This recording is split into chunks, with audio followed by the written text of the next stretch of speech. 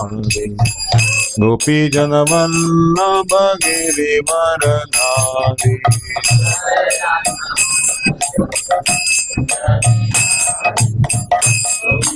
भजन प्रभु। जय राधा माधव कुंज बिहारी गोपीजन वल्लभ गिरिवरधारी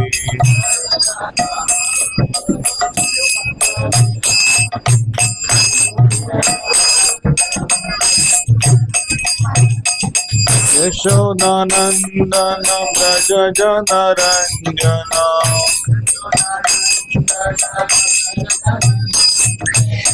यशोदानंदन व्रज जनरंजन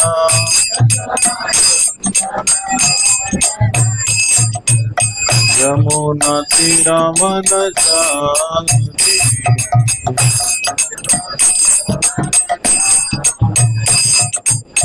यमुना तीरवनचारि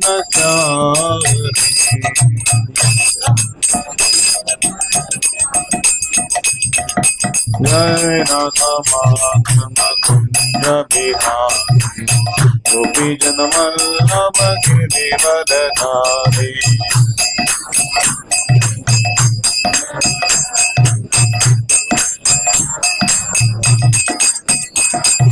जय राधा माधव कुंज बिहारी गोपीजन वल्लभ गिरिवरधारी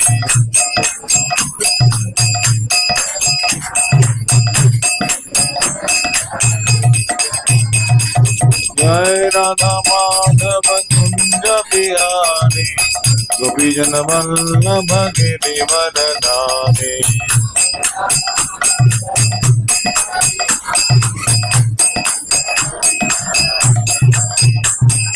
यशोदानंदन व्रज जनरंजन यमुना तीरवनचारि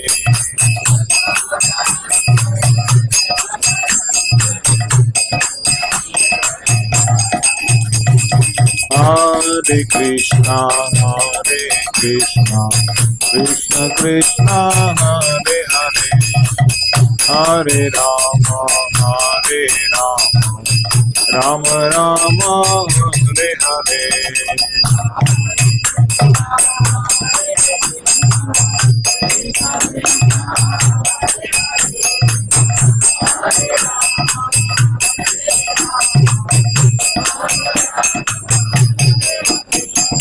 हरे कृष्णा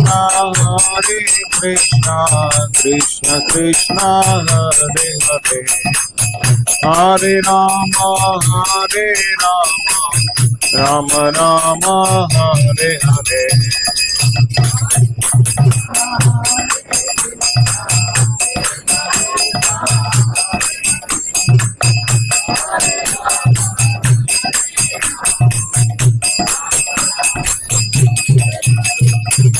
हरे कृष्णा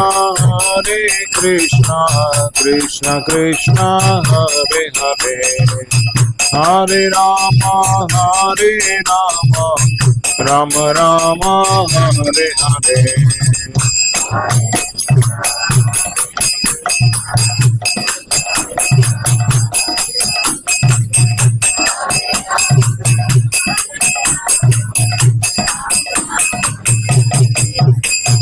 हरे Krishna Krishna Krishna Hare Hare Hare Ram Ram Ram Hare Hare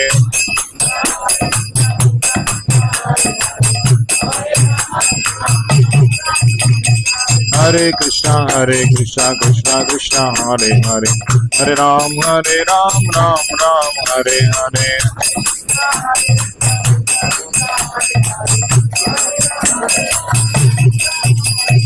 Hare Krishna Krishna Krishna Hare Hare Hare Ram Ram Ram Hare Hare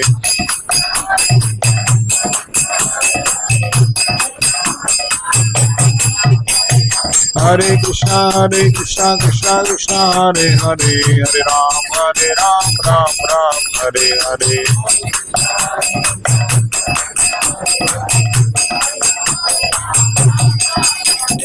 Hare Krishna Krishna Krishna Hare Hare, Hare Ram Ram Ram Hare Hare.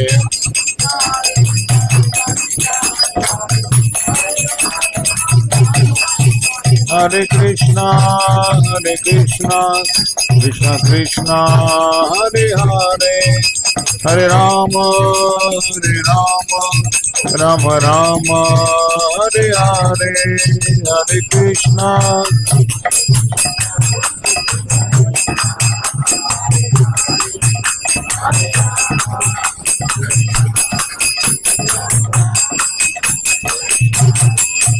Jaya Radha Govinda Radha Govinda Radhe.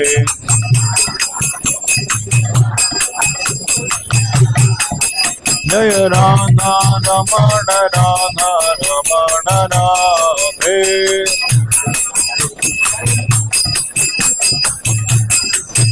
Jaya Gauranitai Gauranitai Gauranitai Jaya Gauranitai.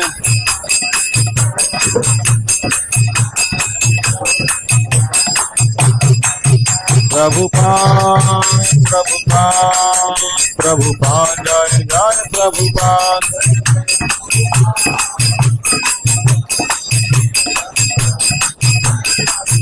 Nitai Gaur Hari Bol, Hari Bol, Hari Bol, Nitai Gaur Hari Bol.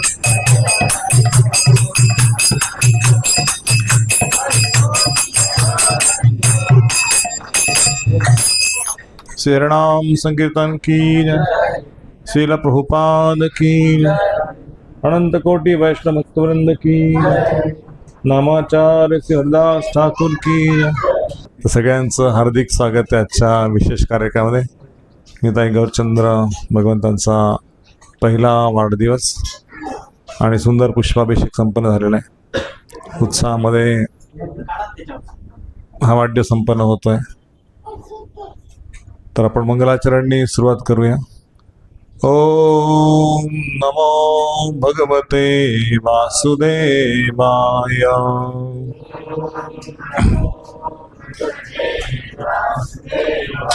ओम नमो भगवते वासुदेवाय.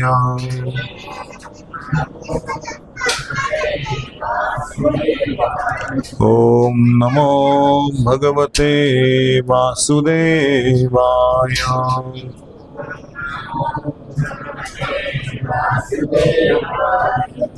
ओम ज्ञानतिमिरान्धस्य ज्ञानाञ्जनशलाकया चक्षुरुन्मिलितं येन तस्मै श्रीगुरवे नमः. श्रीचैतन्यमनोभीष्टं स्थापितं येन भूतले स्वयं रूपा कदा मह्यं ददाति स्वापदान्तिकं. वन्देऽहं श्रीगुरो श्रीयुतापदकमलं श्रीगुरुं वैष्णवांश. श्रीरूपं साग्रजातं सहगणरघुनाथान्वितं तं सजीवम् साद्वैतं सावधूतं परिजनसहितं कृष्णचैतन्यदेवं श्रीराधा कृष्णपदान् सहगणललिता श्रीविशाखान्वितांश. नमः ॐ विष्णुपदाय कृष्णप्रेष्ठाय भूतले श्रीमते भक्तिवेदान्त स्वामी इति नामिने. नमस्ते सारस्वती देवे गौरवाणी प्रचारिणे निर्विशेषा शून्यवादी पाश्चात्यदेशतारिणे. वाञ्छाकल्पतरुभ्यश्च कृपा सिन्धुभ्येव च पतितानां पावनेभ्यो वैष्णवेभ्यो नमो नमः. नमो महावदन्याय कृष्ण प्रेम प्रदायते कृष्णाय कृष्ण चैतन्य नामिने गौरकृष्णे नमः. हे कृष्ण करुणा सिंधु दीनबंधु जगत्पते गोपेश गोपिका कांत राधा कांत नमोस्तुते. तप्त कांचन गौरांगी श्रीराधे वृंदावनेश्वरी वृषभानुसुते देवी प्रणमामि हरिप्रिये. जय श्री कृष्ण चैतन्य प्रभु नित्यानंद, श्री अद्वैत गदाधर श्रीवासादि गौर भक्तवृंद। हरे कृष्णा कृष्णा कृष्णा हरे हरे, हरे राम राम राम हरे हरे। हरे कृष्णा कृष्णा कृष्णा हरे हरे, हरे राम राम राम हरे हरे। हरे कृष्णा कृष्णा कृष्णा हरे हरे, हरे राम राम राम हरे हरे। आपल्या सर्वांचं सौभाग्य आहे की श्रील प्रभुपादांच्या कृपेने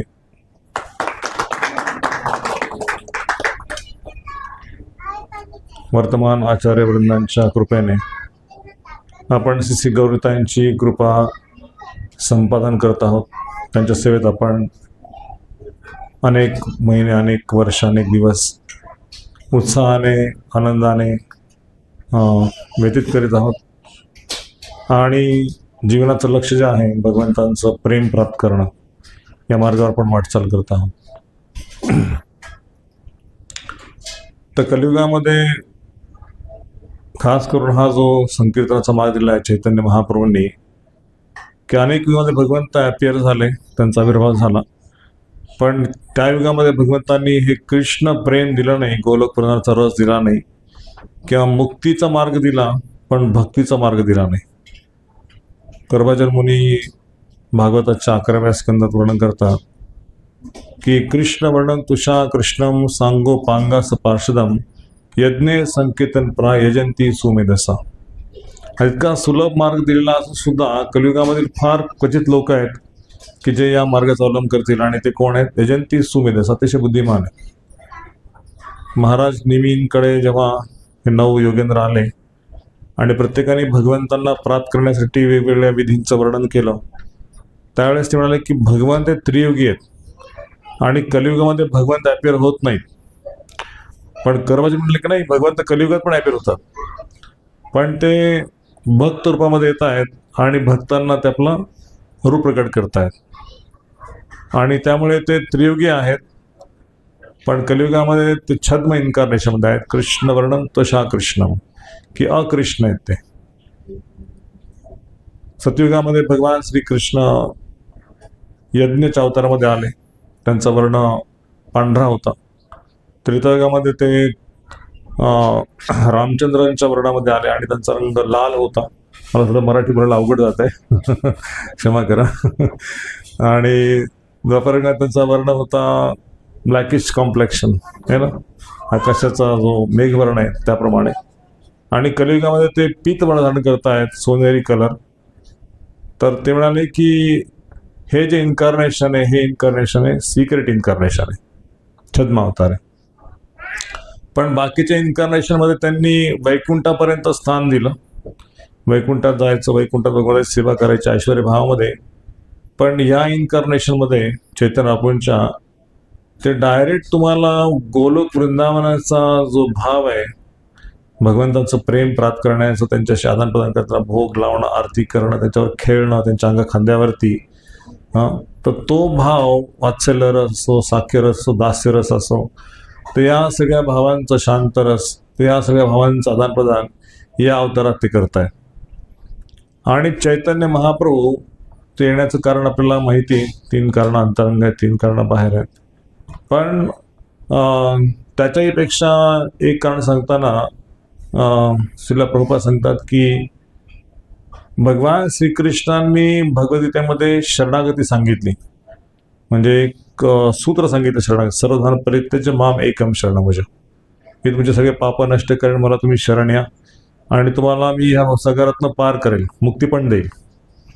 पण ते बोलून गेले, पण लोकांच्या मनात प्रश्न आला की शरणागती नेमकी काय, कशी करायची शरणागती, आणि तुम्ही नुसतं बोलून जा, करून दाखवा जरा, असं मनात प्रश्न येईल भक्तांच्या। तर ठीक आहे, मी करून पण दाखवेन।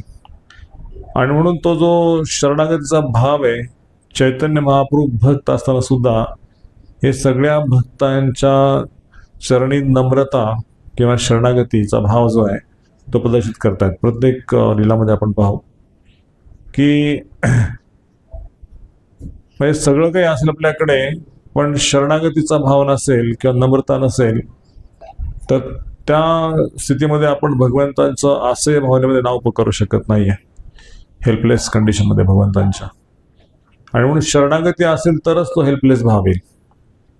तर हे चैतन्यपूर्णी अनेक वेळा सिद्ध करून दाखवलं. तर आपण सगळेजण भगवंतांच्या शोधात आहोत, प्रेमाच्या शोधात आहोत. आणि ते प्रेम किंवा त्या प्रेमाचा जो आविष्कार आहे तो अनेक स्तरावरती आपण अनुभव करतो, भौतिक स्तरावरती.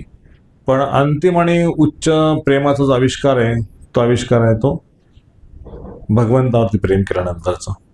त्याच्यामध्ये अंतरात्म्याला जे सुख मिळतं, जी शांती मिळते, जो आनंद मिळतो आणि जो चिरकाळ टिकतो, त्याच्या पलीकडे कुठलंही प्रेम, कुठलीही भौतिक संपदा आपल्याला सुख देऊ शकत नाही. तसं हे प्रेम सगळेजण ह्या जगात विसरलेले आहेत. आणि त्यांना प्रेम प्रदान करण्यासाठी चैतन्य महाप्रभू स्वतः भक्त रूपात येत आहेत. आणि नवदीपमध्ये ते योगपीठ या ठिकाणी 1485 साली त्यावेळेस चंद्रग्रहण लागलेलं असतं. चंद्रावरती राहूचा प्रभाव झालेला असतो, चंद्र ढकलेला असतो. तर त्यावेळेस त्या अवतरण होता. तर कृष्णदास कविराज गोस्वामी म्हणतात की चंद्रग्रहणच्या वेळेसच का चैतन्यप्रभूंनी अवतार घेतला.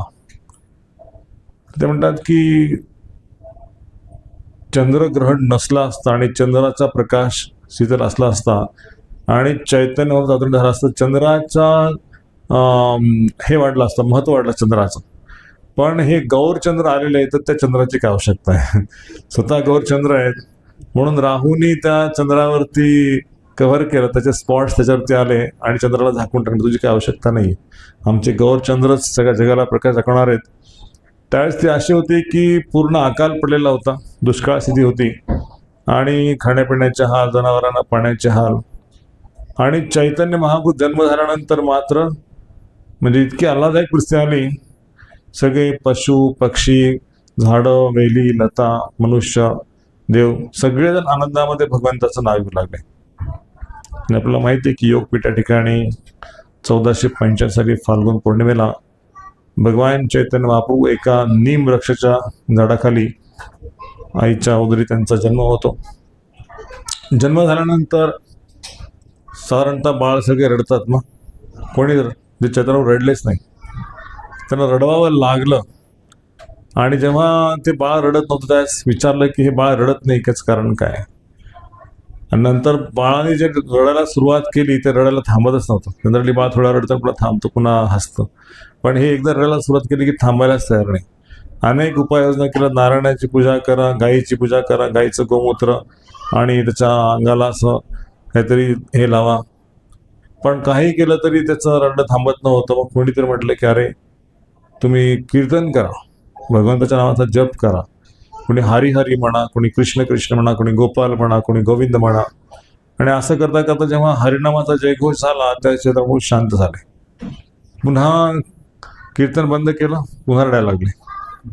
पण लोकांना असं होतं की अरे याचा उद्देश काय. तर त्यांनी जन्मतः सांगितलं की माझं जे अवतरण आहे जगामध्ये ते मी लोकांना हरिनाम देण्यासाठी आलेलो आहे, तुम्ही हरिनाम संकीर्तन करा. तर हे त्यांचं पहिलं आविष्कार प्रेमाचा की भगवंताचं नाव घ्या, भगवंताचं भक्त व्हा. आणि त्यानंतर त्यांना ज्योतिष जे शास्त्र जाणतात त्यांच्याकडे येण्यात आलं की लहान बालक येतात, त्याचं नाव निमाई ठेवण्यात आलं, नीम वृक्षाच्या खाली असल्यामुळे. आणि ज्यावेळेस पूर्ण जगामध्ये अंधकार होता, अकाल होता, कोणाला खायला प्यायला मिळत नव्हतं, म्हणले की हा आला आणि जगामध्ये सगळी शांती, आनंद, खायला प्यायला सुबत्ता आली. याचं नाव विश्वंभर असलं पाहिजे. विश्वंभर म्हणजे विश्वाचं पालन करणारा. पुन्हा कोणी म्हटलं की नाही ह्याचा वर्ण गौर वर्ण आहे, पीत वर्ण आहे आणि यांनी भौतिक त्रिताप हरण केलं म्हणून याचं नाव असलं पाहिजे गौर हरी. गौर हरी याचं नाव असलं पाहिजे. मग कोणी म्हणलं याचं नाव गौर चंद्र का नाही पाहिजे, चंद्राची आवश्यकताच नाही, हा चंद्राप्रमाणे शीतल छाया देतो आणि सगळ्यांना आनंद प्रदान करतो, त्याचं नाव गौर चंद्र असलं पाहिजे. अशा अनेक नावांनी चैतन्य महाप्रभूंना संबोधण्यात आलं. आणि हळूहळू चैतन्य महाप्रभू बालपणीचा लीला त्यांच्या घरी अंगणामध्ये खेळत असताना एकदा फार छोटं बालक होतं. अंगणात खेळत होतं, तिथे एक साप आला आणि त्या सापाच्या अंगावरती चैतन्यप्रभू जाऊन बसलेले आहेत आणि त्यांच्या आईवडिलांचं लक्ष नाही, कोणाचं. जगन्नाथ मिश्रा असाची मत आपल्या गावामध्ये गर्क आहे आणि बालक हळूच जाऊन त्या सापाच्या फण्यावरती जाऊन खेळत आहे आणि तिथे जाऊन आनंद घेत आहेत वास्तविकपणे. पण जगन्नाथ मिश्रा आणि सचिमातांनी जेव्हा पाहिलं तेव्हा म्हणाले की अरे बापरे, माझा बालक सापाच्या विळख्यामध्ये, सापाच्या फण्याने त्याला वेढलेले काय आणि याचा जीव घेतो काय. सुटका करा, नारायणाची प्रार्थना, अनेक मंत्र तंत्र आणि हे करून सुद्धा ते बालक काही चिंतेने नव्हतं. पण मातेचा जीव काही खालीवर होत होता सारखा, आपला प्राण गेल्यासारखं वाटत होतं की आता माझं बालक जातं की काय. पण काय ते बालक पहुडलं त्या सापाच्या फण्यांवरती आणि थोड्या वेळानंतर त्या फण्याने सापाने काय केलं की फणा मोकळा केला आणि हळूहळू चालत तो साप निघून गेला. कारण की भगवंता वाचवलंच माझ्या बाळाला, खूप खूप धन्यवाद. पण साक्षात सांगायचं तर अनंत शेष शय्या करून भगवंतांना आसनस्थ केले होते आणि त्यांना आराम दिला होता. पण हे सुचिमातेला काय कळणार किंवा जगन्नाथ मिश्राला काय कळणार की वास्तविक आनंदशेष बलराम जे आलेले आहेत आणि ते माझ्या बाळाला आशीर्वाद देत आहेत, सुरक्षा देत आहेत. तर हे असं त्यांचं रूप होतं. आणि दुसऱ्या वेळेस चैतन्यप्रभू जेव्हा बाहेर खेळायच्या, अंगामध्ये त्यांच्या काही ज्वेलरी वगैरे असायचे, अलंकार, आणि कित्येक लोकांची नजर असायची की किती सुंदर बालक आहे, किती सुंदर गोड हसताय, ह्याचे गाल किती मऊ लोण्यासारखे आहेत, ह्याचे डोळे कसे कमळासारखे आहेत, ह्याचे केस किती कुरळे आहेत, ह्याचं अंग किती एकदम सोनेरी सुंदर अंग आहे. आणि प्रत्येक शेजारच्या माता यायच्या, त्याला उचलायच्या, त्याची पप्पी घ्यायची, त्याशी बोलायच्या आणि कोणी घरी यायची इच्छा करायची, त्या बाळाजवळ बसून राहावं. प्रत्येकाचं अट्रॅक्शन त्या म्हणजे जगन्नाथ मिश्राच्या घरीच होतं. असं त्यांचं घर झालं होतं की ते घर जसं विश्वाचं घर आहे आणि सगळ्या घर त्यात सामावलेले, विश्व त्यात सामावलेले. प्रत्येक जण घरी यायचं, ते बाळाला उचलायचं, पापे घ्यायचं, काही गिफ्ट घेऊन यायचं आणि इतकं प्रेम वाढत गेलं. आणि गावात जेव्हा चर्चा झाली की इतकं सोनेरी बालक ह्या ठिकाणी जन्माला आलेलं आहे, हसतं किती गोड, बोलतं किती गोड, आणि मग काही अशा लोकांना, दुष्ट लोकांना समजलं की अरे असं एक बालक आलं, त्याच्या अंगात ज्वेलरी वगैरे आहे, तर आपण जाऊन त्या बालकाला त्यांच्या आईवडिलांच्या पश्चात त्याला घेऊन जाऊ. आणि बालक अंगणात खेळत असताना हे चोर लोक आले आणि त्या बालकाला उचललं, म्हणाले अरे त्याचं नाव त्यांना माहीत, पण बाळा की किती दिवसात आम्ही शोधतोय तुला, आम्ही चल चल आपण फिरायला जाऊ, आमच्या घरी जाऊ, तुला मी संदेश देतो, तुला आम्ही पेढा देतो, हे देतो. आणि मग त्या बालकाला उचललं, कडेवर घेतलं आणि निघाले. आणि एका चोराने त्याला संदेश खायला दिला आणि की संदेश खाता तो बोलणार नाही कुणाला की मला कोण घेऊन चालतो, लक्ष आहे का तुमचं, कोण घेऊन चाललंय. पण तो संदेश खाण्यात बालक मग्न आहे आणि हे चोर त्याला घेऊन निघालेले आहेत. आणि काही अंतर चालून गेल्यानंतर ते म्हणले की त्याची ज्वेलरी काढू आपण, हे करू ते करू. आणि त्यांची भगवंतानी बुद्धी अशी भ्रमित केली, त्या बाळाच्या सौंदर्यामध्ये पाहण्यामध्ये त्याच्यामध्ये इतके मुग्ध झाले ते की दिशा विसरून आपण कुठे चाललोय. गोल गोल गोल फिरत त्यांच्या घरावरती किती चक्रा मारल्या, पण त्यांचं घर त्यांना आठवणं कुठे आपलं घर आहे. आणि शेवटी ते त्या घरातच येऊन थांबले.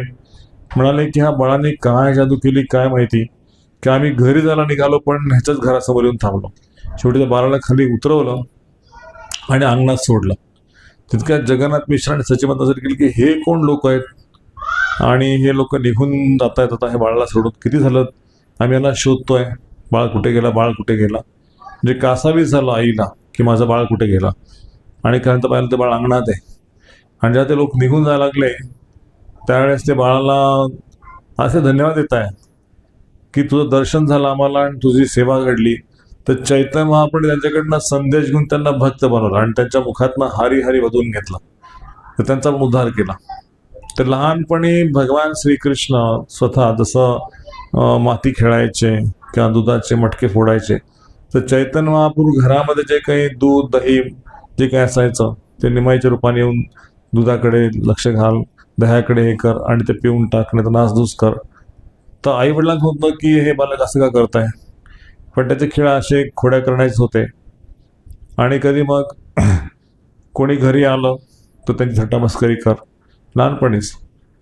तर एकदा एक ब्राह्मण जो फिरत फिरत भगवंतांची सेवा करतो, त्यांच्याकडे गोपाळ डिटे, तो ब्राह्मण त्यांच्या गावात आला. म्हणलं की कोणी ब्राह्मणाचं घर आहे का?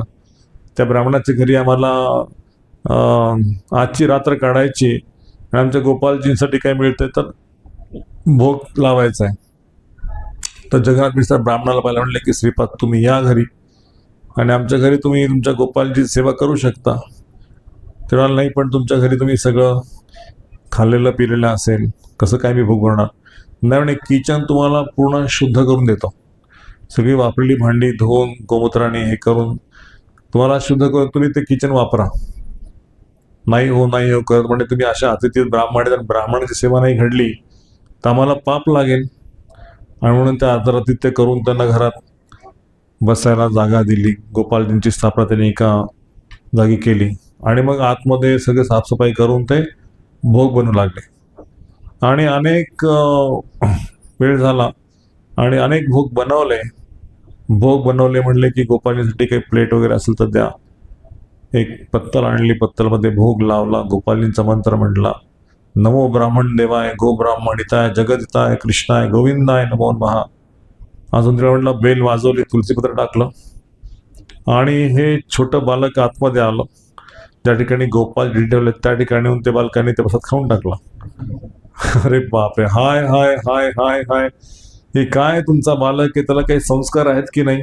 त्यांनी सगळा भोग खाऊन टाकला आणि आता माझे गोपाल उपाशीच राहणार, एवढी मेहनत केलेली मी सगळं व्यर्थ गेलं. म्हणून ते रडायला लागले. जगन्नाथ म्हणले, श्रीपाद चिंता करू नका, ह्या बालकाला कळत नाहीये, पण मी ह्याला माझ्या नजर कैदेत ठेवतो, हा इथून पुढे असं करणार नाही. आणि म्हणून पुन्हा त्या बालकाला ते घेऊन गेले, त्याला एका खोलीमध्ये ठेवलं आणि पाठीमागून त्यांनी कडी लावली आणि बाहेर येऊन बसले. पुन्हा म्हणले, तुम्ही किचन स्वच्छ करून देतो, ते भोग सगळा बाजूला ठेवून द्या, दुसरा भोग बनवा. पुन्हा एकदा भोग बनवला आणि फार उशीर झाला, 10 10:30 वाजले असतील त्यावेळेस. आणि भोग लावला, पुन्हा एकदा भोग बनवल्यानंतर पुन्हा ते बालक कुठून आलं माहीत नाही.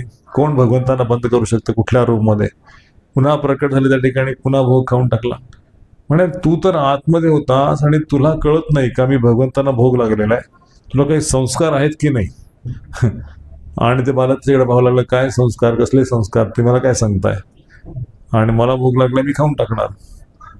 पुन्हा त्या बालकाला उचललं, पुन्हा नेऊन ठेवलं आणि म्हणे, शेवटचा चान्स द्या आम्हाला, की हा बालक सारखासा खोड्या करतोय, पण याच्याबरोबर मी राहणार, आता याच्यावरती पूर्ण लक्ष ठेवणार आणि तुम्ही भोग बनवा.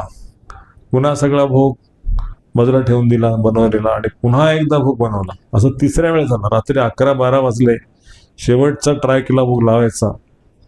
पुन्हा ते बालक त्या ठिकाणी प्रकट झालं, मंत्र म्हटल्या आणि त्या ब्राह्मणाला म्हणाला, अरे ब्राह्मणा, तू मला बोलवतोयस, तू मीच गोपाल आहे, तू माझा जन्मजन्माचा सेवक आहेस आणि तू बोलल्यानंतर मी प्रेमापोटी येतो आणि मी खातो, तर तू म्हणतोस काय माझा भोग अशुद्ध केला, हाय हाय हाय हाय. तर तो म्हणाला, कोणाला सांगू नकोस, तुझ्या गोपालची सेवा करतो गोपाल मीच आहे. मी द्वापारमध्ये आलो होतो आणि तू माझा नित्य शाश्वत पार्श्व होतास. तर त्यांनी त्यांचं कार्य सांगितलं की दर अवतारामध्ये तू माझ्याबरोबर असतो, तुला मी कधीच त्याग करत नाही आणि तुला माझा पर्सनल संग देतोय, माझी सेवा तुला देते. मग तू मला असं समजतोस की कोण बालक आहे आणि काय भोग अशुद्ध केला? तर त्या ब्राह्मणाच्या डोळ्यातनं अश्रू यायला लागले. त्याला राहावलं नाही. त्याने चेतना पुन्हा कित्येक वेळ दंडवत केला. त्याला खूप असं वाटलं की काय मी मोठं पाप केलं, असं घडलं माझ्या आयुष्यामध्ये, मी का भगवंताला ओळखू शकलो नाही. आणि तो स्वतःला खोचरला, चे माझ्या ब्राह्मणाचा धिक्कार असो. म्हटलं, ब्राह्मणा चिंता करू नकोस, पण ही गोष्ट तुझ्या आणि माझ्यामध्ये ठेव, माझ्या आईवडिलांना अजिबात सांगायचं मी कोण आहे, हे की नाही. आणि नंतर जगन्नाथ मिश्राला म्हणले, भोग लागला का? हो लागला. भगवंतांनी खाल्ला का? म्हणले खाल्ला. आणि त्यानंतर तो बालक म्हणतो की काही सांगायचं नाही. आणि तो असं खालीवर पाहतोय, ते जगन्नाथ मिश्राकडे पाहतोय, काय भाग्यवान. मला म्हणतोय काय भाग्यवान आहे, साक्षात पिता आहेत तुम्ही त्यांचे, आणि ही माता त्यांच्या चरणाला दंडवत करताय सारखं सारखं. काय झालं ब्राह्मणा तुला मला दंडवत करायला? तर म्हणतं, काही नाही काही नाही काही नाही. मग तो म्हणतो की मला आज्ञा द्या, मी निघतो इथून. पण त्याचं मन काय होत नाही की भगवंताला सोडून जायचं आहे. आणि कसं नाही करत तो परत निघून गेला. सांगतात की चैतन्य महाप्रभूंच्या जगामध्ये जे अवतरण आहे ते सगळ्यांसाठीच मंगलदायक आहे. म्हणजे चोर असो, ब्राह्मण असो, शूद्र असो, कोणी कसं पापी असो. किंवा विप्र की बने असे शूद्र केले सई कृष्ण तैत्ता सई गुरु आहे. चैतन्य महाप्रभू गुरु पण बनण्याचं त्यांना भाग्य प्रदान करतायत. त्यांची काही योग्यता नाही आहे. आणि थोडे मोठे झाले, शाळेत जायला लागले. शाळेत जाऊन अनेक त्यांचे जे मित्र होते त्या मित्रांना शास्त्रात करायचे. व्याकरण, ह्याच्यामध्ये एक श्लोक सांगितला, ह्याचा मिनिंग सांग, ह्याचा अर्थ सांग. आणि त्यांनी एक सांगितला अर्थ की दुसरा श्लोक सांगायचा, म्हणजे की ह्याचा अर्थ असं नाही, असा अर्थ आहे. त्या श्लोकाला फोडायचे, दुसरा श्लोक तयार करायचे. आणि असं करत करत कित्येक श्लोक सांगायचे. तर हा बालक असं का डिफीट करतोय, तोच सांगतोय एक श्लोक, त्याचं उत्तर की दुसरा श्लोक सांगतो असं नाही, असं उत्तर आहे. आणि पुन्हा त्या उत्तराला खोडतं की दुसरं उत्तर असं आहे. म्हणजे की ह्या बालकाच्या नादी लागायला नको, आणि हा दिसला की दुसऱ्या रस्त्याने जाऊ.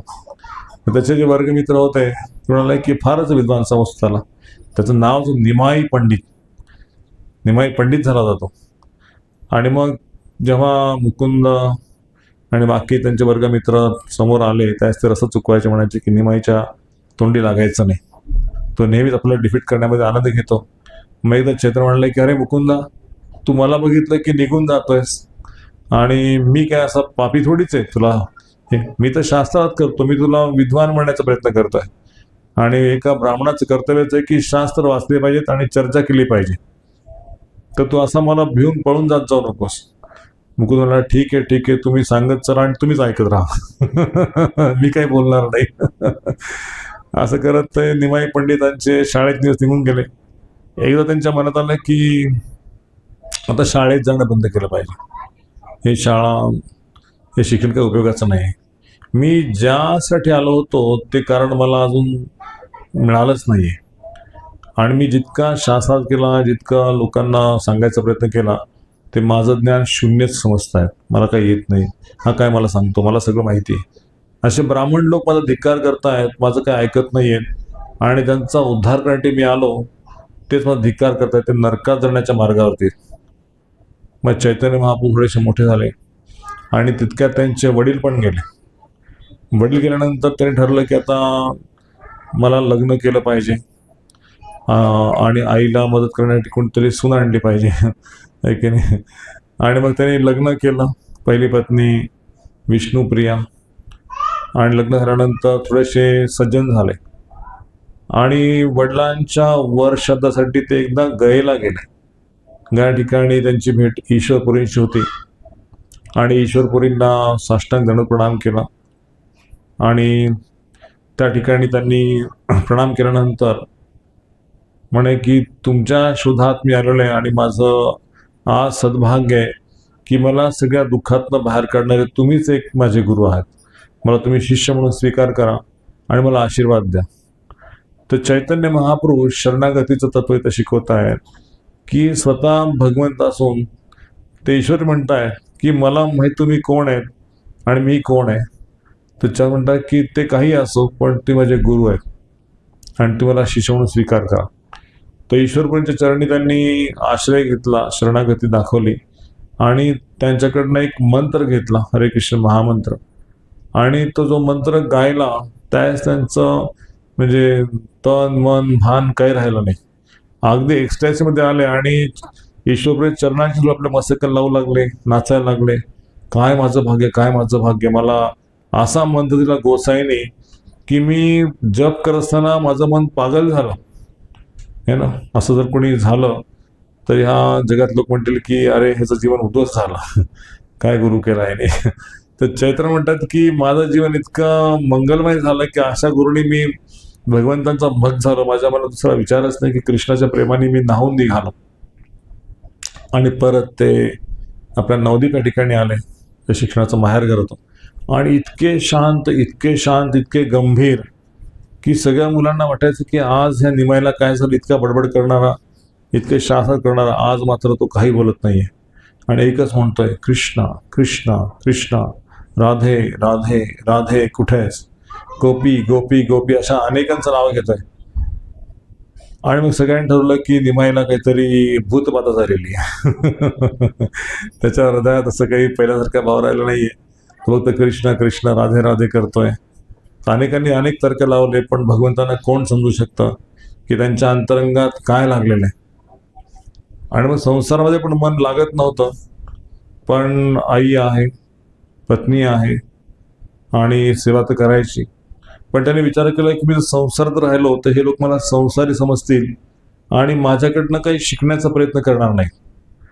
तर मला ह्या संसारातनं बाहेर पडलं पाहिजे. आणि म्हणून त्यांनी विचार केला की, आणि त्यातल्या त्यात त्यांच्या पहिल्या पत्नीचं निधन पण झालं. सापचावून ती पत्नी गेली. पुन्हा दुसरं लग्न करण्याचा विचार घरच्यांनी केला. दुसरं लग्न हा लक्ष्मीप्रियाशी, पण म्हणाले की नाही, मी या संसारात राहू इच्छित नाहीये. आणि आईला त्यांनी एका झटक्यात सांगितले की मी आता संन्यास घेतो, मला संन्यास घ्यायचा आहे आणि मी घरातनं बाहेर पडून संन्यासून प्रचार करणार आहे. म्हणजे आईला कसं काय राहणार की मुलगा संन्यास, लग्न झालेल्या मुलाचं कसं काय संन्यास घेऊ शकतो. ते म्हणाले की अरे लक्ष्मीप्रिया घरात आहे, तुझे वडील पण नाही आहेत आणि घर सांभाळायला कोणी नाही आहे, आमचं उपजीवी कशी चालणार. त्याला काही चिंता करू नका की तुझ्या आणि माझ्या अनेक अवतार झालेले आहेत आणि मी रामचंद्र असताना तू कौशल्या होतीस आणि मी जेव्हा कृष्ण अवतारात आलो होतो त्यावेळेस तू माझी यशोदा माता, देवकी माता असे तुझे अनेक नाव आहेत. द्रोण आणि धरा पुत्र मी यज्ञ होतो आणि असे वामनदेव, आदिती तू माझी माता होतीस. तर मी अनेक युगात आलेलो आहे. या युगात माझं काम आहे की मला हरिनाम संकीर्तनाचा प्रचार करायचा आहे, मग लोकांचं कल्याण करायचं, उद्धार करायचा आहे आणि तुझा आशीर्वाद दे मला, मी संन्यास घेऊन प्रचार करेन. मग त्या आईचं मन कसं आशीर्वाद द्यायला होणार. पण ती रात्री झोपली नाही. चैतन्य महाप्रभू सगळ्या मित्राला सांगतायत, अद्वैताचार्य, नित्यानंद, मुकुंद, गदाधर, श्रीवास ह्या सगळ्यांना सांगतायत की मला आता संन्यास घ्यायचा आहे, तुम्ही मला आज्ञा द्या, संन्यास घेण्यासाठी मला तुम्ही परमिशन द्या. पण अद्वैताचार्य म्हणतायत की असं कसं संन्यास घेणार तू, तुझ्या आईचा सांभाळ कोण करणार, तू आईची परमिशन घे. ते म्हणतात नित्यानंदची परमिशन घे, नित्यानंदला विचार. कोणी म्हणतं गदाधरला विचार, कोणी म्हणतं मुकुंदला विचार, कोणी म्हणतं श्रीवासला विचार. आणि प्रत्येकाकडे गेल्यानंतर प्रत्येकाने एकच होता. शेवटी म्हणतात की तुम्ही साक्षात ईश्वर आहेत, मी तुम्हाला काय सांगणार, तुम्ही हे करा ते करू नका, पण तुम्हाला सगळं ठाऊक आहे काय करावं काय नाही, पण तुमच्या आईचा आशीर्वाद घेऊन तुम्ही मार्गाला लागा. म्हणतं माझ्यासोबत पण येणार नाही, मी एकटा जाणार. आणि गदाधर, मुकुंद, श्रीवास कोणी सोबत आले नाही. चैतन्य महाप्रभू एकटे कटवा या ठिकाणी गेले. त्याच्या आदल्या दिवशी, संन्यास घ्यायच्या आदल्या दिवशी म्हणजे निघायच्या आदल्या दिवशी, श्रीधर कोलावेच्यांनी दिलेला एक भोपळा होता. त्या भोपळ्याच्या आईला म्हणले की याची खीर बनव. ती भोपळ्याची खीर पण चैतन्य म्हणला, आज बनवली का खीर. भोपळ्याची खीर आवडती, लाल भोपळा. आणि खीर त्यांना खायला घातली त्यांच्या आईने. सुंदरशी दुधामध्ये फ्राय करतात आणि ती खीर खाऊ घातली आदल्या दिवशी. आणि रात्री त्यांना वाटले की माझी आई आता झोपलेली असेल आणि मी रात्री 2 वाजता उठून निघून जाईल. पण चैतन्य महाप्रभू हे आशीर्वाद घेऊन निघाले. आईला प्रदक्षिणा केली. रात्री ती दरवाजात बसली होती. आईला प्रदक्षिणा केलीचा आशीर्वाद घेतला आणि त्या डोळ्यातनं पाणी येत होतं. पण म्हणाले की मी जवळच निवास करेन. आणि कटवा या ठिकाणी जाऊन ते केशव भारती यांच्याशी भेटले, भारती संप्रदायाचे गुरु. आणि केशव भारती म्हणाले की मी तुमच्याकडे आलेलो आहे आणि तुम्ही मला संन्यास द्या. तर केशव भारती हे भारती संप्रदायाचे प्रमुख आचार्य आणि चैतन्य महाप्रभू हे गौडी आहे, गौड देशामध्ये मध्व गौडी संप्रदाय, मध्वाचार्यांच्या लाईनमध्ये. तर केशव भारतीकडनं दीक्षा घेत आहे आणि त्या ठिकाणी त्यांचं मुंडन होत आहे, केस काढतायत, सॅफ्रॉन वस्त्र, मंत्र दीक्षा त्यांना देत आहेत. त्यांचं नाव नवीन होतं, श्रीकृष्ण चैतन्य, श्रीकृष्ण चैतन्य. पण त्याच्या स्वप्नामध्ये आधी येऊन सांगतात की उद्या असा असा एक संन्यास तुझ्याकडे येणार आहे, एक व्यक्ती, त्याला तुला संन्यास द्यायचं भगवंत सांगतायत आणि त्याचं नाव तुला ठेवायचं श्रीकृष्ण चैतन्य. अगोदरच भगवंताने रचना करून टाकली माझं नाव काय असेल. आणि जेव्हा ते आले आणि दीक्षा दिली, जेव्हा ते नाव ऐकलं, ते नाव ऐकण्यामध्ये इतका उत्साह, इतका आनंद झाला त्यांना, ते जागेवर उड्या मारू लागले जोरजोरात, श्रीकृष्ण चैतन्य, श्रीकृष्ण चैतन्य, श्रीकृष्ण चैतन्य, जोरजोरात. आणि संन्यासचा दंडा दिला त्यांना, कमांडरू दिला. ती मी फार शॉर्टमध्ये लिहिला सांगते, मला अजून काही बोलायचं आहे. तर त्याच्यामध्ये इतके भारावून गेले आणि संन्यास घेऊन परत अनेक त्या ठिकाणी लोक होते कटवामधले, त्यांनी पाहिलं त्यांचा रूप, अगदी तेजस्वी संन्यासी, आणि तो कीर्तन करतोय, गातोय, नाचतोय. सगळे लोक त्याच्या दर्शनाने भारावून गेले. आणि तेव्हा चैतन्य महाराज कळाला की आता माझ्या संकीर्तन आंदोलनाचा शुभारंभ झालेला आहे, आता माझं आंदोलन सक्सेसफुल आहे. परत नवदीप या ठिकाणी आले आणि आदत आचार्य नित्यानंद गदाधर मुकुंद यांना भेटले आणि ते म्हणाले की आहे तुमचे सगळे जे भक्तगण आहेत नवदीपवासी, ते सगळे वाट पाहत आहेत की तुम्ही असे अर्ध्या रात्री निघून गेला आणि त्यांना तुमची भेट नाही तर विरहामध्ये. आपण असं करूया की सगळ्या नवदीपवासींना बोलू आणि त्यांना तुझं दर्शन देऊ आणि मग त्यांना पण कीर्तनाचा एक भाग्य देऊ. आणि चैतन्यपणी सांगितलं की तुम्ही त्यांना इन्फॉर्मेशन द्या की मी आलेलो आहे म्हणून. दुसऱ्या दिवशी सची माताला इन्फॉर्मेशन सगळ्या नवदीपच्या घराघरामध्ये इन्फॉर्मेशन की चैतन्य बापू संन्यास घेऊन आलेले आहेत आणि संन्यासाचं हे तेजस्वरूप पाहिलं, पण सगळ्यांच्या पायाखालची जमीन निघून जावी किंवा आकाश कोसळा अंगात त्यांचा अवस्था आली. एक तर इकडे आनंद होता, इकडे दुःख होते की इतके सुंदर केश असलेला निमाई विद्वान, गुडघ्यावर त्याचे हात आहेत, उंच उंच सुंदर शरीर आहे आणि आता त्यांनी डोक्याचे केस काढलेले आहेत, आता दंड कमंडलू आहे, सॅफ्रॉन वस्त्र घातलेले आहेत. आणि हा संसार त्याग करून कसा केला गेला, आम्हाला पण सोडून जाणार का हा, आणि त्याच्या आम्ही जीवन कसं जगू. आणि ह्या विरहामध्ये ते अश्रुपात करायला. पण चैतन्य सांगितलं की आपल्या सगळ्यांना भगवंताचं संकीर्तन करायचं आहे, तुम्ही सगळेजण नाम उच्चार करा, माझ्या मागे गा. आणि महाप्रभूंनी संकीर्तनामध्ये उत्साहाने कीर्तन सुरू केलं, डान्स करायला लागले आणि महाप्रभूंच्या कीर्तनामुळे त्यांच्या डोळ्यातनं वास्तविक प्रेमाचे अश्रू यायला लागले, भगवंतांच्या प्रेमाचे अश्रू. आणि ते पण नाचायला लागले, हातात हात घेऊन, गळ्यात गळा घालून, अगदी भावविभोर होऊन गेले. आणि असं कित्येक तास चाललं नृत्य. आता महा म्हणले की सगळ्यांनी प्रसाद घ्यायची वेळ झालेली, सगळ्यांनी प्रसाद घ्या. 1-2 दिवस केलं, आईचा निरोप घेतला आणि जगन्नाथपुरी गाठलं. जगन्नाथपुरी या ठिकाणी महाप्रभू, ती पहिली भेट मी काही विशेष वर्णन करू शकत नाही, की ज्या राजा प्रतापरुद्रांनी काशी मिश्रांना सांगून त्यांच्या घरी निवासाची व्यवस्था केली, किंवा आल्या आल्या त्यांनी सारंग भट्टाचार्याशी संपर्क साधला, कारण मंदिराचे प्रतिनिधी होते. आणि मग जगाचे दर्शन करतायत ते पहिल्या भेटीमध्ये, आणि तिथे ते अगदी धाय मोकळून रडतायत आणि अचेतन अवस्थेमध्ये जाऊन पडतायत भगवंतासमोर. त्यांना कळत नाही मी काय करतोय, कोण समोर आहेत नाहीत. पण ही अवस्था उच्च प्रेमाची असं होती की ज्याप्रमाणे राधा राणी भगवान श्रीकृष्णांना पाहतीये आणि त्यांच्या विरहामध्ये तिला एक एक क्षण युगाप्रमाणे वाटतोय, आणि आता त्याची भेट झालेली, तर प्रेमाचा जो उच्च भाव आहे, उच्च स्तर आहे, महाभाव, त्या महाभाव स्तरामध्ये चैतन्य महाप्रभू आहेत. आणि त्यांना काही समजत नाही, भगवंतांना पाहायला ते गडबडा लोळायला लागतात आणि त्या ठिकाणी अचैतन्य होऊन जातात. काय आपलं बंद पडलं का, चालू आहे ना? तर अशा अवस्थेमध्ये सारंग भट्टाचार्यांना समजतं की एक संन्यासी आलेला आहे आणि तो अशा अवस्थेत पडलेला आहे, त्याला उचलून कुठेतरी बाहेर नेलं पाहिजे. सगळे बाकीचे म्हणतात की हा कोणीतरी असाच व्यक्ती आहे, त्याच्यामध्ये काही तथ्य त्याला उचलून बाहेर टाकून द्या. पण सारंग भट्टाचार्य त्याला उचलून अगदी हरे कृष्ण महामंत्र म्हणून त्याला जागृत करतायत. आणि मग त्यांची व्यवस्था काशी मिश्राच्या घरी होती. आणि अशा पद्धतीने रोज चैतन्य महाप्रभू भगवंताच्या दर्शनाला येणार, अनेक लोकांना भेटणार त्या ठिकाणी. मग हळूहळू नवदीपवर्ण परमानंदपुरी, हरिदास ठाकूर, श्रीवास ठाकूर अशा अनेक शिवानंद सेन महाप्रभूंना संग देण्यासाठी त्या ठिकाणी राहायला येतात. आणि महाप्रभू शिवानंद सेनला की दरवर्षी जगन्नाथ रथयात्रेला तुम्ही सगळे वैष्णव इथं आले पाहिजे, आणि इथे येऊन जगन्नाथजींच्या सेवेमध्ये आपण कीर्तन करू, कथा करू, प्रसाद घेऊ आणि सगळ्या ठिकाणी आपण नृत्य करू. तर 3 ते 4 महिने चतुर्मासाचे हे सगळेजण एकत्र येऊन त्या ठिकाणी संकीर्तन नृत्य करतात चैतन्य महाप्रभूंच्या बरोबर. तर त्याच्या टोळीचं वर्णन दिले की शिखंडीमधनं कोण आलं, हरिदास ठाकूरांच्या या ग्रुपचं नायक होतं, ते कीर्तन लीडर कोण होतं, वक्रेश्वर पंडितांचा एक ग्रुप होता, श्रीवास ठाकूरांचा होता. आणि असे कित्येक मंडळी 7 ठिकाणावरनं एकत्र येऊन चैतन्य महाप्रभूंच्या बरोबर कित्येक तास कीर्तन, नृत्य, गायन. आणि मग चैतन्य महाप्रभूंच्या प्रेमाचा आविष्कार व्हायला लागला की प्रत्येक जण जगन्नाथजींच्या लीलेमध्ये, त्यांच्या सेवेमध्ये स्वतःला धन्य समजू लागला. कोणी घरी जायचं नावच नाही. कोणा शेतीची कामं असतील, कोणाला बिझनेस असेल, कोणाला काय असेल, कोणी जायला तयार नाही. शेवटी चैतन्य म्हणाले की अरे तुम्ही सगळेजण इथं काय करताय? तुमच्या घरी आई वडील, भाऊ बहीण सगळे तुमचं तिकडचं कारभार ते सोडून तुम्ही इथे किती दिवस थांबणार?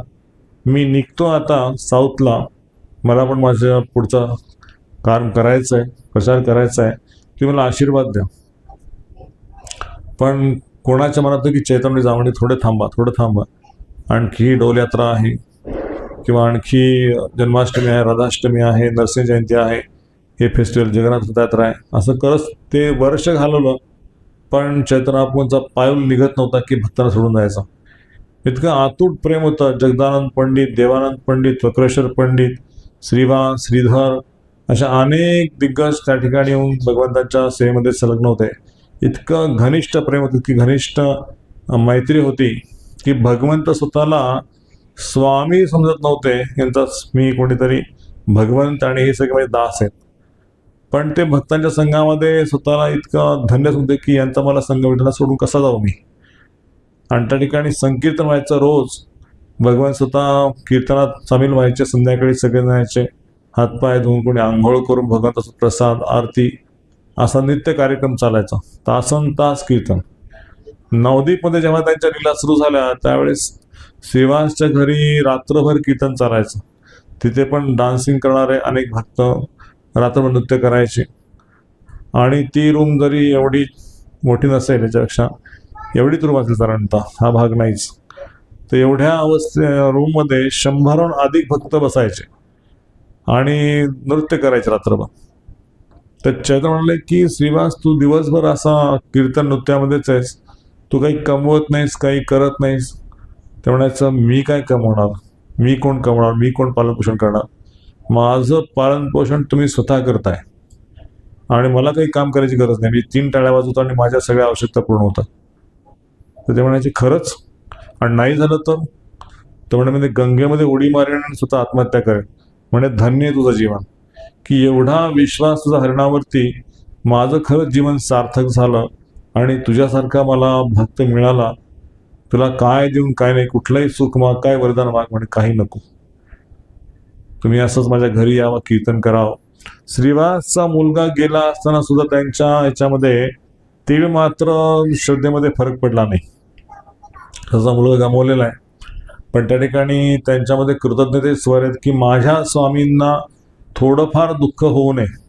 माझ्या परिवारामध्ये काय चाललंय, काय दुःख आलं, पण त्यांच्या कीर्तनामध्ये बाधा येऊ नये म्हणून श्रीवास ठाकूर शांतपणे कीर्तन करत राहिले. आतमध्ये गेले पण नाहीत बाळाकडे बघायला. आणि नंतर चैतन्य समजलं, चैतन्य त्यांचा हात धरून त्यांना नेतात आतमध्ये, आणि नंतर ती पूर्ण लीला होती. पण श्रीवास ठाकूरांवरती इतकं प्रेम होतं की ते म्हणले की जगात एक वेळेस लक्ष्मीला भीक मागावी लागेल, पण श्रीवास तू कधी उपाशी राहणार नाहीस. तर आपण ह्या लीलेने समजतो की भगवंतांची जे प्रेमाने सेवा करतायत, त्यांना भोग लावतायत, आरती करतायत, त्यांचं कीर्तन करतायत, आणि सगळ्यात भगवंतांची आवडती सेवा जी असेल, चैतन्य आनंद देण्याची सेवा, तर हरिनाम संकीर्तन आहे. ज्यांच्या घरी हरिनाम संकीर्तन चालतं, मला सगळे भक्त माहिती आहेत बरेचसे, त्यांच्या घरी गौर नेता येत, तर रात्री रोज वैष्णव सॉन्ग भजन गाणार 3-4 जण मिळून, संध्या आरती करणार, गौर आरती रोज, आणि एखादं वैष्णव भजन गाऊन भगवंताला झोपवणार. म्हणलं काय भाग्य आहे, घरी गौर नेता आले आणि वैष्णव सॉंग्स लहान मुलांना पाठ होत चालले है ना. ते वैष्णव सॉन्ग त्यांना आत्मसात झाले, आणि रोज भगवंतांना झोपण्याची सेवा, त्यांना भोग दाखवण्याची सेवा, आरती करण्याची सेवा. तर यापेक्षा मोठं भाग्य ह्या जगात काहीच नाही की लहानपणापासून त्या डेटीचं दर्शन, त्यांची आरती, त्यांना भोग. तर असा जो चैतन्यबापूंनी आपल्याला एक आविष्कार केलेला आहे प्रभूंच्या मार्फत अनेक कुटुंबामध्ये, की ते अतिशय दुर्लभ आहे. शुक्लांबर ब्रह्माची नावाचे एक ब्रह्मचारी होते, अगदी तपस्वी ब्राह्मण. तर चैतन्य महाप्रभू एकदा शुक्लांबर ब्रह्मचार्यांच्याकडे येतात, आणि शुक्ला ब्रह्मचारी थोडंसं तांदूळ भिक्षा मागून आणायचे आणि ते शिजवायचे आणि खायचे. तर त्या दिवशी त्यांनी असं भिक्षा मागण्याला तांदूळ निकृष्ट दर्जाचा होता. चैतन्य महाप्रभूंनी म्हटले की मला शुक्लांबर भूक लागली, मला काहीतरी खायला घाल. आणि तांदूळ शिजवायला टाकला होता. त्यांना माहिती की आता हा भोग लागणार आहे आणि खाणार आहे, पण त्याची परीक्षा बघायची होती. शुक्लांबर ब्रह्मचारी म्हणाले की महाप्रभू, की तुम्ही कोण आहेत मला माहिती आहे, साक्षात ईश्वर आहेत आणि मी एक भिक्षुक आहे. मी ब्रह्मचारी पण भिक्षुक आहे, भिकारी आहे मी. आणि भिकाऱ्याच्या घरी तुम्ही काय खाणार? मी तरी निकृष्ट दर्जाचा तांदूळ आणलेला आहे भिक्षा मागून आणि तो शिजवायला ठेवलेला आहे. आणि तुम्ही हे असं अन्न स्वीकारू नका, तुम्ही काहीतरी विशेष अन्नप्राशन केलं पाहिजे. म्हटलं बासमती चावल नाही, काय नाही, ते कोणी ते दिलेलं असं भिक्षेमध्ये आणि तुम्हाला ते खाऊन तुम्हाला किती पाप लागेल. आणि मग त्यांनी तो तांदूळ घेतला शिजवलेला आणि भगवंतापुढे ठेवला. आणि चैतन्यामध्ये काही विचार केला नाही, तो तांदूळ खाऊन टाकला, भात खाऊन टाकला. शुक्लांबराच्या डोळ्यातनं अश्रू यायला लागले. म्हणजे की शुक्लांबर, तू जाणत नाहीस तू कोण आहेस. तुझे माझे अनेक जन्म झाले, पण प्रत्येक इन्कार्नेशनमध्ये तुझ्या मी हातचं खाल्लेलं आहे. असं म्हणतं की सुधा ब्राह्मण शुक्लांबर ब्रह्मचारी म्हणून आला होता आणि अशा गरीब अवस्थेमध्ये, दीन अवस्थेमध्ये तो भगवंताची सेवा करण्यासाठी तत्पर होता. पण त्याच्या मनात खिन्न की माझ्याकडे काही ऐश्वर्यच नाही भगवंताला द्यायसाठी. तर चैतन्य महाप्रभू अशा पद्धतीने अनेकांचा उद्धार करण्यात मग्न होते. पण ते वाट पाहत होते की नित्यानंद प्रभूंचं कधी आगमन होईल. आणि नित्यानंद प्रभू इकडे हडाई पंडितांच्या घरी, पद्मावती घरी एक चक्रधामला त्यांचा जन्म झाला. आणि थोडेसे 11 वर्षाचे किंवा 8 वर्षे बालक झाले असतानाच एक ब्राह्मण त्यांना आला घेऊन जायला. आणि मग अशा उमद्या अवस्थेमध्ये जे तरुण मुलगा हाताखाली आलेला आणि त्याला म्हणतात की तुझा मुलगा मला दे. तर त्या नित्यानंद प्रभूंना घेऊन ते ब्राह्मण निघून गेले. म्हणजे तुमच्या मुलाला मी काही शिकवू इच्छितो, त्याच्याकडे काही सेवा करून घेऊ इच्छितो, शास्त्र वगैरे पारंगत त्याला करतो आणि तुमचा मुलगा मला द्या. हडाई पंडितांनी डोक्यावर दगड ठेवावा त्या पद्धतीने त्या मुलाला, कारण ब्राह्मण घरी आलेला आहे आणि त्याला नाही म्हणणं शोभत नाही, तर आधी कमिट केलं होतं की तुम्हाला मी माझं काही पण द्यायला तयार आहे, तुम्ही माझ्या अतिथी आहेत. आता काही पण द्यायला तयार म्हटल्यानंतर म्हटलं तुमचा मुलगा द्या मला. आणि मुलगा देणं भाग आहे, कमिटमेंट दिलेली. त्या नित्यानंद प्रभूंना घेऊन तो ब्राह्मण निघून गेला आणि अनेक स्थानं फिरून, म्हणजे भारतामधले जवळपास सगळे, काशी, गया आणि वाराणसी, अयोध्या, सगळे धाम फिरून झाले, सगळे तीर्थ. आणि शेवटी नित्यानंद प्रभू त्यांचा निरोप घेऊन, जे काही ज्ञान आत्मसात केलं होतं त्यांचा निरोप घेऊन ते वृंदावन या ठिकाणी पोहोचले. सॉरी, वृंदावन नाही, वृंदावन पण फिरले ते. वृंदावन फिरून ते पुन्हा आले नवदीपला. आणि चैतन्य महाप्रभू नवदीप ठिकाणी आलेले आहेत आणि ते आपल्या सहकार म्हणतात की मित्रांनो ऐका ऐका, मला काल स्वप्न पडलं आणि त्या स्वप्नामध्ये मी पाहिलं की अशी एक सुंदर पर्सनॅलिटी, जिचा वर्ण ब्ल्यूइश आहे, निळा वर्ण आहे त्याचा, आणि उंच आहे, त्याचे गाला असे आहेत, त्याचे डोळे असे आहेत आणि हात लांब लांब आहेत. तो या ठिकाणी आलेला आहे आणि साक्षात बलराम एक अनंतशेष आहे आणि तो माझ्या भेटीची वाट पाहतोय. त्याला तुम्ही शोधा. नवदीपच्या प्रत्येक ब्राह्मणाच्या घरामध्ये, प्रत्येक मंदिरामध्ये, नाही तर प्रत्येक घरामध्ये त्याला शोधून काढा कुठे येतो. आणि सगळे भक्त लोक प्रत्येक घरी, गल्ल्यांमध्ये सगळीकडे शोधताय. पण शेवटी म्हणाले, महाप्रभू आम्हाला माहिती नाही कोण आहे तुम्ही शोधताय. सगळीकडे शोधलं पण सगळ्यांनी सांगितलं की आमच्या घरी असं कोणी व्यक्ती नाहीये. शेवटी महा म्हणाले की तुम्हाला तो सापडणार नाही. आणि इकडे नित्यानंद प्रभू येऊन यांचं जे घर आहे, त्यांना त्यांचं सिद्धार्थ कुलाचं नाही, कोण सांगते, नाही नादचार नाही, त्यांच्या घरी येऊन थांबलेले आहेत. आणि तिथे सिक्रेट इन्कार्नेशन त्या एका कोपऱ्यात दडून बसलेले आहेत. आणि चैतन्य शोधत शोधत शोधत त्या ठिकाणी येत आहेत त्यांच्या घरी. आणि मग ते म्हणतायत की नित्यानंद, त्याच्या अगोदर रथावरती चैतन्य प्रभू त्यांना पाहतायत की एक रथामध्ये बसून नित्यानंद प्रभू आहेत आणि त्यांचे पार्षद आहेत आणि सोन्याचा रथ आहे. नित्यानंद प्रभू संगीतामध्ये मग्न आहेत. अनेक शिष्य त्यांना चामर आणि व्यजन आणि भोग लावतायत, आरती करतायत. असं सुंदर चित्र डोळ्यासमोर पाहायला म्हणलं की माझ्या भेटीसाठी हा नित्यानंद आलाय साक्षात. कोणाचं घर? नंदनाचार्यांच्या घरी. तर नंदनाचार्यांच्या घरी चैतन्यबाई दादा आणि नित्यानंद पाहिल्यानंतर दोघांचं जे प्रेम आहे ते सगळे भाव प्रकट होतात, एकमेकाला आलिंगन करतात, एकमेकांचे चरण आपल्या डोक्यावरती घेतात, डोळ्यातनं अश्रुधारा, कंप आणि रोमांच अशी अवस्था होती. सारखं सारखं एकमेकांना आलिंगन करतायत, दंडवत घालतायत, पुन्हा उठतायत. आणि असं युगायुगांचा हे झालेला आहे विरह, ते प्रकट झालेलं. तर चैतन्य उपाख्य म्हणतायत, जाणताय तुम्ही कोण अवतीर्ण झालेले आहे? म्हणतात की बलरामजी साक्षात आपल्या भेटीला आलेले आहेत. बलरामजींचा अवतार झालेला आहे या ठिकाणी. आणि ते म्हणतात की आदि गुरु आहेत ते विश्वाचे. म्हणजे त्या गोष्टी हस्तांदोलन करून त्यांची सेवा करण्याचा प्रयत्न करतात. म्हणतात की आज आहे ना व्यासपूजेचा दिवस आहे आणि तुम्ही व्यासावरती बसायचं आणि तुमच्या मी आरती करणार आणि तुमचा अभिषेक करणार, तुम्हाला भोग लावणार. नित्यानंद गुरु आसनावरती बसतात, उंच आसनावरती. सगळे शिष्य त्यांच्या मटक्यामध्ये पाणी आणतात अनेक तीर्थांचं. त्याच्या अगोदर ते म्हणतात की आज व्यास पौर्णिमा आहे, तर हा कोणाला तरी हार घातला पाहिजे ना, व्यासांना हार घातला पाहिजे. मग नित्यानंद गुरुने हार देऊन तुम्ही व्यासांना हार घाला. ते हार घेतात आणि हार काही घालत नाहीत, हार ठेवून बसतात आणि कित्येक वेळा असं बसतात. नक्की हा नित्यानं असं का पागलसारखं? त्याला सांगितलं की तू हार घाल व्यासांना, पण व्यासारखे हार घालत नाहीये. कित्येक वेळ नंतर मग ते सांगतात केताना नक्की नित्यानंद तुम्ही सांगा की हार घालायला, आणि नित्यानंद तरी पण हार घालत नाहीत. शेवटी हार घेतात नित्यानंद आणि तो चैतन्याच्या गळ्यात टाकतात. म्हणे की मला माहिती तुम्ही कोण आहे.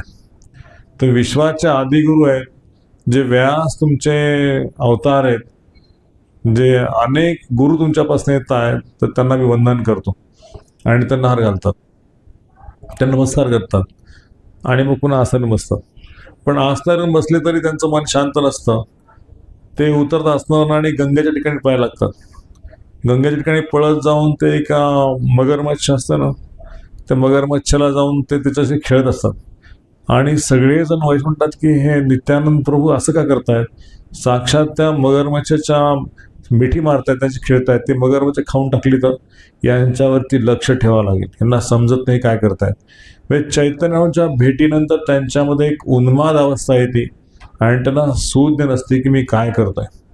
कधी कधी अंगावरचे कपडे काढून टाकतात आणि अवधूत सारखे फिरायला लागतात. कधी कधी धाय मोकून रडायला लागतात, गडबडा लोळायला लागतात.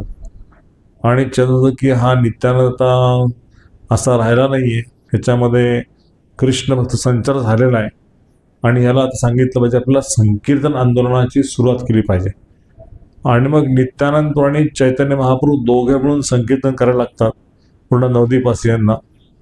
आणि नृत्य करत करत ते सगळ्या नवदीपवासियांना प्रेमाने उन्मत्त करतात. तर हे नित्यानंद प्रभूंचा सांगायचं झालं तर नित्यानंद प्रभूने असं कोणाला दीक्षा दिली, कोणाला शिष्य केला असं नाही आहे. नित्यानंद प्रभू फार सरळ, फक्त त्यांनी प्रचार केला तो जगाई आणि मधाईला, हरिदास ठाकूरांसमोर. तर नवदीपमध्ये त्यांनी निवास केला येऊन आणि सगळ्या जे पापी लोक आहेत जगामध्ये, ब्राह्मणाचे पुत्र होते, त्यांचा उद्धार केला. तर त्यांनी दाखवून दिलं की जगामध्ये असा एकही व्यक्ती राहणार नाही की जो चैतन्य महाप्रभूच्या कृपेपासून वंचित राहील, किती पापी असला तरी.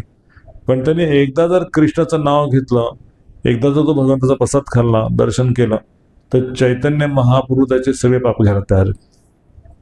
आणि ते सिद्ध करून दाखवलं की चैतन्य महाप्रभूंनी जगाई मधाईचे पाप घेऊन स्वतःचं सोनेरी शरीर जे आहे ते काळं निळं करून सोडलं. आणि त्यानंतर की ह्या दोघांना जगदानंद माधवानंद नाव देऊन त्यांचा मी उद्धार केलेला आहे. त्यांनी नाम जप करावा नित्यनेमाने. आणि ते म्हणाले की जो कोणी जगाई आणि मधाई यांचं नाव जरी घेईल, जगदानंद माधवानंद, तरी पण त्याचा उद्धार होईल. कारण जगदानंद माधवानंद हे दीक्षा घेतल्यानंतर 128 माझा जप करायचे. पुन्हा त्यांनी कधी पाप केलं नाही, ते केलं तेव्हाच केलं. पण एकदा का नित्यानंद आणि चैतन्याची कृपा झाली की त्यांनी पुन्हा मागे वळून पाहिलं नाही. तर असं चरित्र जे आहे चैतन्य महाप्रभूंचं, नित्यानंद प्रभूंचं, ह्या जगाई मधाईच्या लिलेवणे समजतं की काय म्हणतात त्या भजनामध्ये की चैतन्य महाप्रभूंसारखा दयाळू अवतार तुम्ही पाहिलाय का? लोचनदास ठाकूर म्हणतात, परमा करुणा पहो द्विजना निताई गौरचंद सब अवतार सार शिरोमणी केवल आनंद कंद, भजो भजो भाई चैतन्यताय सुदृढ विश्वास करी. की असा अवतार ह्या जगामध्ये की तुम्ही श्रद्धेने नित्यानंद प्रभूंचं आणि गौरवांचं नाव देत निताई गौरचंद्र की जय जरी म्हटला तरी कृष्णाचं प्रेम त्याला प्राप्त होतं. एवढा हा दयाळू अवतार ह्या जगात आलेला आहे. आणि ही ओळख आपल्याला श्रील प्रभुपादांनी त्यांच्या नंतरच्या आचार्यांनी करून दिली, त्यांची सेवेत संधी दिली. त्यांना प्रसन्न करण्याचं एकमेव माध्यम म्हणजे त्यांच्या भक्तांची सेवा करणं. संकीर्तन तर सगळेजण करू शकतात, पण त्यांच्या भक्तांची जो पण आपण सेवा करत नाही. आणि चैतन्य म्हणजे सांगितलेला सिद्धांत आहे ना, तृणादपी सुनीचेन तरोरिव सैष्णा अमानी न मानदेन कीर्तसदारी. हा श्लोक आपल्या जीवनात आपण जेव्हा धारण करत नाही किंवा जेव्हा करतो त्यावेळेस आपल्याला चैतन्याची मर्सी किंवा कृपा समजू शकते, तोपर्यंत कृपा समजू शकणार नाही. आणि त्यावेळेस हरिनामाचा आनंद, हरिकथेचा आनंद किंवा भक्तांच्या सेवेचा आनंद आपल्याला मिळेल. पण आपण या मोमेंटमध्ये येऊन जर श्रील प्रभुपाद सुद्धा म्हणाले की मी 5th क्लास व्यक्ती आहे, म्हणजे मी आचार्य सुद्धा ते म्हणले की मी 5th क्लास आहे. तर स्वतःला कधी त्यांनी फाउंडर आचार्य ते म्हणले की मी servant of the servant of the servant. मी चैतन्यपूरच्या परंपरे गोपी भरतोर पदकमलाय दास दासन दास आहे. तर ही भावना आपल्यामध्ये विकसित होण्यासाठी हरिनामाचा आश्रय घेणे आणि त्या आश्रयाच्या भावनेमध्ये भगवंताची सेवा करणे, हे 2 सूत्र जर आपण केले की तृणादपी सुनिचन या भावनेमध्ये आश्रय घेणे आणि आश्रयातून हरिनाम करणं, हरिनाम घेतल्यानंतर सेवेची भिक्षा मागणे की I want to serve Krishna, I want to serve you. Krishna म्हणजे नित्यानंद चैतन्य आपण भगवंताची सेवा तर नंतर, पण आधी नित्यानंदच्या सेवेत जर लागलो, चैतन्य सेवेत जर लागलो आणि त्यांच्या कृपेने जेव्हा आपल्या राधाकृष्णांचं नाव प्रकट होईल, शुद्ध नाव, त्याचं आपण खऱ्या अर्थाने नित्यानंद प्रभूंना प्रसन्न केल्यासारखं आहे किंवा श्रील प्रभुपादांना प्रसन्न केल्यासारखं आहे. तर हाच भाव चैतन्यापुने अनेकांच्या हृदयात स्थापित केला गौडी परंपरेमध्ये. ज्या दुःखी स्त्रीला सुखी बनवलं, श्रीधर कोलावेच्याला आपलं परमोच्च प्रेम प्रदान केलं, महाप्रकाश लीलेमध्ये अनेकांची कृपा केली, त्याला काही सांगत नाही. पण संक्षेपमध्ये असे भक्तांचं नाव पण नव्हतं कुठे हिट लिस्टवरती, पण त्या भक्तांना भगवंतांनी आपला नित्यदास, आपलं नित्य प्रेम प्रदान केलं. ते असं इन्कार्नेशन कलियुगामध्ये की दुसऱ्या इन्कार्नेशनमध्ये आपल्याला असं जवळचं आदान प्रदान झालं नाही. तर साऊथमध्ये गेला तर तुम्ही रंगनाथ स्वामी आहे, किंवा तिकडे खाली गेला तर आदिकेशव भगवान गर्भदक्ष आहे, विष्णू. तर ते सगळे इन्कार्नेशन हे वैकुंठापर्यंत येण्यासाठी आहेत. पण या इन्कार्नेशनमध्ये भगवंतांच्या अंगाखांद्यावर खेळण्याचं सौभाग्य आपल्याला प्राप्त होतं कीर्तनात. आणि हा जो कीर्तनाचा रस आहे तो म्हणजे रास नृत्य असे प्रमाण आले की भगवंतांच्या भक्तांच्या हातामध्ये हात धरून कीर्तन करणं म्हणजे आपण रास नृत्याचा आनंद घेत आहोत आणि भगवंत आनंद देत आहोत. तर बाकीच्या इन्कार्नेशनमध्ये स्वतः आनंद घेण्याचा भाग आहे, पण या इन्कार्नेशनमध्ये आपण भगवंतांना आनंद देण्यासाठी नृत्य करतोय. बीइंग एन्जॉयड बाय कृष्णा असं प्रॉब्लेम म्हणतात. Krishna is the enjoy and we are being enjoyed by Krishna. तर कीर्तन करताना मला रस मिळेल, मला आनंद मिळेल यासाठी आपण कीर्तन करत नाही, पण आपण चैतन्य आपण नित्यानुभूच्या आनंदासाठी कीर्तन करतो, कथा करतो, जी काही सेवा करतो. तर त्याचा परिणाम आपल्याला भगवंत त्यांच्या हरिनामाच्या मार्फत आनंद देत आहेत आणि सगळे भौतिक क्लेश, दुःख, त्रास सगळं नष्ट करतात आणि सरते शेवटी जीवनाचं जे परमोच्च ध्येय कृष्ण प्रेम ते प्रदान करत आहेत. आपण आजच्या दिवशी प्रार्थना करू घनश्याम प्रभू, ज्योतिमाताजी आणि त्यांचा चिरंजीव सानिध्य की त्यांच्या जीवनामध्ये भगवान गौरांग महाप्रभू नित्यानंद प्रभूंची कृपा अविरतपणे वर्षा होत राहावा, अविरतपणे सेवा चालावी. आणि ज्याप्रमाणे चैतन्य अपेक्षित भक्त आहे तशा क्वालिटीज, तसा सेवाभाव आणि प्रभुपादांना प्रसिद्ध करण्याची तळमळ त्यांच्या हृदयात नेहमीच प्रदीप्त होत राहावी आणि असं जीवन त्यांचं परिपूर्णतेच्या मार्गावर जावं अशी आपण प्रार्थना करून या ठिकाणी थांबूया. हरे कृष्णा. श्रील प्रभुपाद की जय. सीताई गौरचंद्र भगवान की जय. भोग लागलाय ना, काढू पण शकता.